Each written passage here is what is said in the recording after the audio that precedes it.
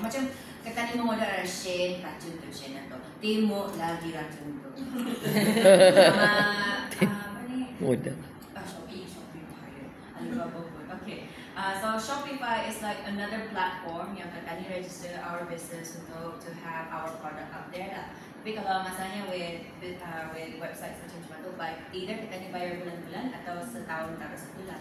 Yang for yours yang bulan-bulan monthly. Okay.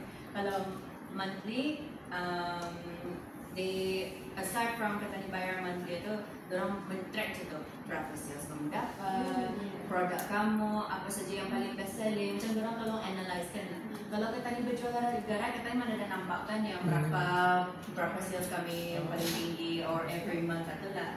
Kalau ada website misalnya dorang track tu.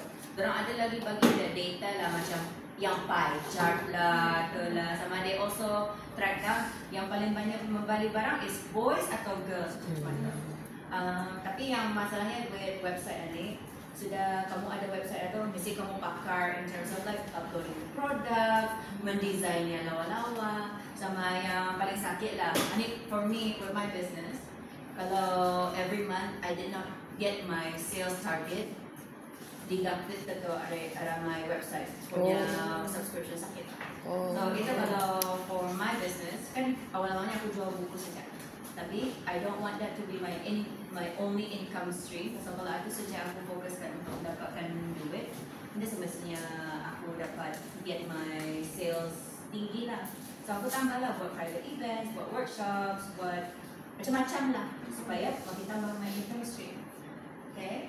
Now next part, manfaat ICT dan teknologi digital untuk pemerkasaan wanita, mendekati pelanggan dan sokongan. Kan kalau kita ada social media, sana kita attract more customers.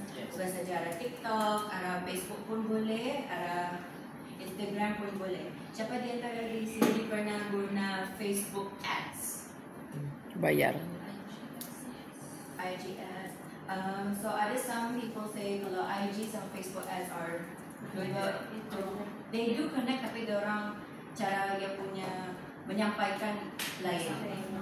So walaupun kita ni pay sama, ada kadang-kadang Facebook pun indah seberapa atau Instagram pun indah seberapa lah. But that is a separate class or altogether about Facebook ads lah. And then selain daripada buat Facebook ads, ada juga orang meng-hire apa? Influencers. Tapi I never hired influencers. Tapi siapa pernah hire influencers sana sini? Untuk review bisnes orang. Mahal. Pricey. Atau memanggil lah. Mahal. Makan saja. Mahal. Siapa? Dulu. Mahal. Dulu. Pada zaman dahulu. Zaman dahulu.